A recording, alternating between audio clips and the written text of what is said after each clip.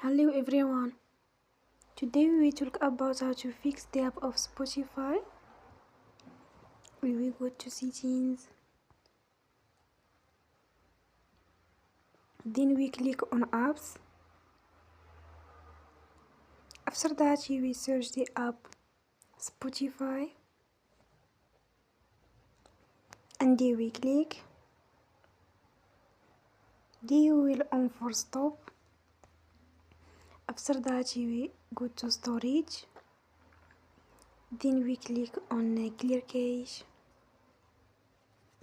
In the end, you will turn your Wi-Fi and you will turn again.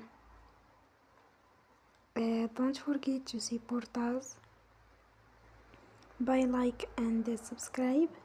See you next time and thank you for watching.